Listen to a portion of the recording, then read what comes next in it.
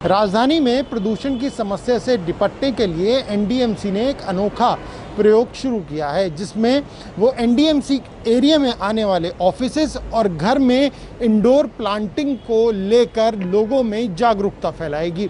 NDMC का कहना है कि जब लोगों के घरों में और ऑफिसेज में भी पौधे लगे होंगे तो वो प्रकृति के प्रति और नज़दीक आएंगे और पर्यावरण संरक्षण को लेकर भी गंभीर होंगे। गौरतलब है कि लगातार प्रदूषण दिल्ली के अंदर बढ़ रहा है और प्रदूषण के जो मानक हैं वो लगातार दिल्ली के अंदर टूट रहे हैं। ऐसे में एनडीएमसी की तरफ से ये नई पहल शुरू की जा रही है, जिसमें इंडोर प्लांटिंग पर जोर दिया जाएगा। खासतौर से एनडीएमसी अपने एरियो में जो मौजूद ऑफिसेज हैं, जो घर हैं, उससे इसकी शुरुआत करेगी और लोगों को भी पर्यावरण के प्रति और भी ज़्यादा गंभीर रहने के लिए और भी ज़्यादा सजग रहने के लिए जागरूक करेगी। कैमरा पर्सन सचिन के साथ प्रणय शर्मा, दिल्ली।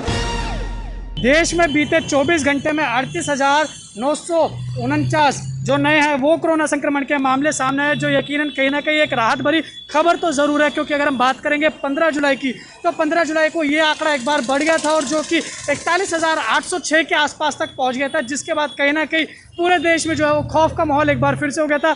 लेकिन बहरहाल अगर हम बात करें बीते 24 घंटे की, तो ये जो मामले हैं अब एक बार फिर से कम हो गए और 38,000 के आसपास ये मामले पहुँच गए हैं। इसके साथ ही हम आपको जानकारी दे दें कि कर्नाटका में जो पंचायत चुनाव होने थे वो भी दिसंबर तक के लिए टाल दिए गए, क्योंकि कर्नाटक की बात करें, मणिपुर की बात करें और मिजोरम की बात करें, तो वहाँ पर जो है वो संक्रमण बड़ी तेज़ी से फैल रहा है। लेकिन एक जगह जहाँ पर जो कोरोना की वजह से सारी चीज़ें बंद की जा रही है, तो वहीं दूसरी तरफ अगर हम बात करेंगे गुरुग्राम की, तो हरियाणा में जो है वो 9वीं से लेकर 12वीं तक के जो स्कूल हैं वो कक्षाएँ खोल दी गई हैं। अब बात करें राष्ट्रीय राजधानी दिल्ली की, तो राष्ट्रीय राजधानी दिल्ली में आप मेरे पीछे देख सकते हैं, यहाँ पर कांग्रेस प्रदर्शन कर रही है।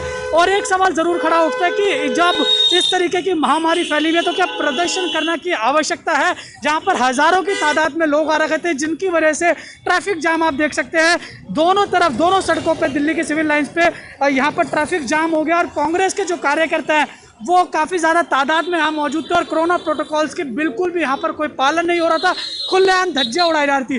तो अगर इस तरीके से पॉलिटिकल पार्टीज ऐसा करेंगी तो आम इंसान क्या कुछ सोचेगा, ये आप खुद ही समझ सकते हैं बाखूबी।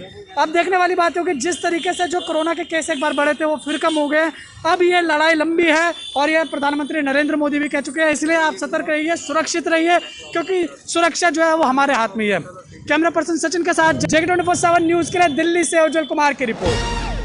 में एक तरफ जहां लोगों को कोरोना वायरस से राहत मिलती दिखाई दे रही है, दूसरी लहर कमजोर पड़ रही है, वहीं अब तीसरी लहर ने दस्तक दे दी है। पांडिचेरी में 20 से ज्यादा लोग तीसरी लहर से संक्रमित पाए गए और उनके अंदर कोरोना वायरस के जो नए वेरिएंट है उनके लक्षण पाए जा रहे हैं। ऐसे में लगातार तमाम राज्यों की तरफ से अब सख्ती एक बार बढ़ा दी गई है, लेकिन बढ़ता संक्रमण कैसे ये तमाम जो राज्य हैं उनको कैसे रोक पाएंगे, ये भी एक बड़ी चुनौती है। क्योंकि तमाम ऐसे राज्य, अगर हम महाराष्ट्र की बात कर लें और भी तमाम राज्यों की बात कर ले, वहां पर तीसरी लहर ने दस्तक देना शुरू कर दिया है। तमाम जो पर्यटन स्थल हैं वो पूरी क्षमता के साथ खुल रहे हैं, लोग किसी तरीके की कोई गाइडलाइंस का पालन करते नहीं दिखाई दे रहे हैं। ऐसे में चुनौती यह भी है कि आखिर आगे सरकार किस तरीके से तीसरी लहर से लड़ने में सक्षम होती दिखाई देगी। सहयोगी विमल के साथ केशव मिश्रा, जेके 24/7 न्यूज़, दिल्ली। कोरोना संकट के बीच कांवड़ यात्रा निकलेगी या नहीं, ये अभी भी एक सवाल ही है। क्योंकि उत्तराखंड सरकार ने जहां एक तरफ कांवड़ यात्रा पर रोक लगाई थी, वहीं उत्तर प्रदेश सरकार ने इसको जारी रखने की बात कही थी। सुप्रीम कोर्ट ने इस मामले का खुद से संज्ञान लिया। उत्तर प्रदेश सरकार और केंद्र की सरकार ने सुप्रीम कोर्ट में हल्फनामा भी दाखिल किया। उत्तर प्रदेश सरकार ने कहा कि सांकेतिक कांवड़ यात्रा जारी रहेगी कोविड प्रोटोकॉल के साथ। इस मामले की सुप्रीम कोर्ट में सुनवाई हुई। सुप्रीम कोर्ट ने उत्तर प्रदेश सरकार से फिर से विचार करने को कहा है, साथ ही कहा है कि सोमवार तक अपना जवाब दाखिल कर दें। इसके साथ ही सुनवाई के दौरान सुप्रीम कोर्ट ने कहा कि ये एक अहम सवाल है, किसी भी व्यक्ति का जीवन सर्वोपरि है हमारे लिए। कोई भी धार्मिक आयोजन मौलिक अधिकार के अधीन आता है, लेकिन इंसान की ज़िंदगी की कीमत बहुत ज़्यादा है। और इसके अलावा उत्तर प्रदेश सरकार से विचार करने को भी कहा गया है। तो अब देखना यही है कि सोमवार को उत्तर प्रदेश सरकार की तरफ से क्या कुछ कहा जाता है, इस पर पूरी तरह से रोक लगती है या फिर सांकेतिक कांवड़ यात्रा जो उत्तर प्रदेश सरकार कह रही है वो निकलेगी। इसके अलावा केंद्र सरकार ने भी अपने जो हल्फनामा दाखिल किया था उसमें कहा था कि हमने पहले से ही गाइडलाइन जारी कर रखी हैं, फैसला राज्य सरकारों के हाथ में है। Haider Ali, JK24/7 news. उत्तर प्रदेश में मिशन 2022 को धार देने के लिए आज प्रियंका गांधी वाड्रा राजधानी लखनऊ आई। लखनऊ में सबसे पहले उन्होंने गांधी प्रतिमा पर आकर माल्यार्पण किया और माल्यार्पण करने के समय तमाम कांग्रेसी कार्यकर्ता मौजूद रहे। आपको बता दें कि कांग्रेस की राष्ट्रीय महासचिव उत्तर प्रदेश की प्रभारी एवं राष्ट्रीय महासचिव प्रियंका गांधी वाड्रा आज राजधानी लखनऊ आई। आने वाला समय 2022 विधानसभा चुनाव का है और ऐसे में मिशन 2022 को धार देने के लिए प्रियंका गांधी वाड्रा का राजधानी लखनऊ में तकरीबन 3 घंटे का रोड शो भी रहा। एयरपोर्ट पर आने के बाद गाड़ियों के काफिले के साथ वो राजधानी लखनऊ के हजरतगंज स्थित गांधी प्रतिमा पर पहुंची। गांधी प्रतिमा पर उन्होंने माल्यार्पण किया, जिसके बाद वो कांग्रेस दफ्तर गईं। कांग्रेस दफ्तर पे उन्होंने तमाम पार्टी के पदाधिकारियों, बड़े शीर्ष नेताओं से मुलाकात भी की, जिसके बाद वो किसान यूनियन के नेताओं से भी मिली। साफ तौर पे मिशन 2022 को धार देने के साथ साथ चुनावी रणनीति को तैयार किया गया। वीडियो जर्नलिस्ट रियाज अहमद के साथ Gaurav Pandey, JK24/7 news, Lucknow. UP Bhajpa की प्रदेश कार्य समिति की बैठक में कई बड़े फैसले लिए गए। भाजपा हाईकमान के निर्देश पर यूपी की कार्य समिति की बैठक में सरकार और संगठन दोनों को मिलकर बड़े अभियान चलाने के निर्देश दिए गए हैं। बूथ लेवल की कमेटियों का गठन हो, मतदाता पुनरीक्षण अभियान हो या फिर सरकार के टीकाकरण अभियान को गति देने की बात हो, सरकार और संगठन मिलकर इन बड़े अभियानों को आने वाले दिनों में तेजी से आगे ले जाएगा। इसके साथ साथ अंदर की खबर ये भी है कि प्रदेश कार्य समिति की बैठक में योगी सरकार के विस्तार पर भी चर्चा हुई है और कई नामों को फाइनल भी कर लिया गया है। हालांकि इस पर आधिकारिक बयान अभी कोई नहीं है। देखना ये होगा कि सरकार इन अभियानों के जरिए 2022 में खुद को और बीजेपी 2022 में खुद को कितना मजबूत कर पाती है और मंत्रिमंडल विस्तार में योगी के साथ कौन कौन से नए चेहरे जुड़ते हैं। वीडियो जर्नलिस्ट रोहित के साथ अनूप त्रिपाठी, JK24/7 न्यूज़। सूबे की राजधानी लखनऊ में जहां सभी दलों की राजनीतिक सरगर्मियां तेज रहीं, वहीं समाजवादी पार्टी भी इसमें पीछे नहीं थी। जहां बीते दिन समाजवादी पार्टी की तरफ से सभी तहसीलों पर प्रदर्शन किया गया, वहीं आज पार्टी कार्यालय में एक हाई प्रोफाइल बैठक हुई जहां पर आगे की रणनीति को लेकर चर्चा भी की गई। देखना होगा कि समाजवादी पार्टी की ये रणनीतियां मिशन 2022 को फतेह करने में कारगर साबित होती हैं या नहीं। कैमरामैन रोहित के साथ अभिषेक सिंह, JK24/7 के लिए लखनऊ। पंजाब कांग्रेस के अंदर पिछले कई दिनों से जारी बगावत अभी भी थम नहीं सकी है। कल ऐसे क्यास लग रहे थे कि नवजोत सिंह सिद्धू को पंजाब कांग्रेस का अध्यक्ष घोषित किया जा सकता है, जिसके बाद वो पंजाब के अंदर कई बागी नेताओं के साथ बैठक करते नजर आए। लेकिन देर रात होते होते कैप्टन अमरिंदर सिंह ने भी अपने कई विधायकों, सांसदों और मंत्रियों को डिनर पर बुला लिया। उसके बाद आज नवजोत सिंह सिद्धू दिल्ली के अंदर सोनिया गांधी और राहुल गांधी से मुलाकात करते नजर आए, लेकिन बाहर आकर उन्होंने मीडिया से बात नहीं की। हरीश रावत जो पंजाब कांग्रेस मामलों के इंचार्ज हैं, उन्होंने भी कहा कि उन्होंने अपनी रिपोर्ट जो है वो आलाकमान को सौंप दी है और जल्द आलाकमान इस पर फैसला लेगा। लेकिन जिस तरीके से आज बॉडी लैंग्वेज हरीश रावत की लग रही थी, उससे साफ है कि कांग्रेस के अंदर सब कुछ अभी भी ठीक नहीं है।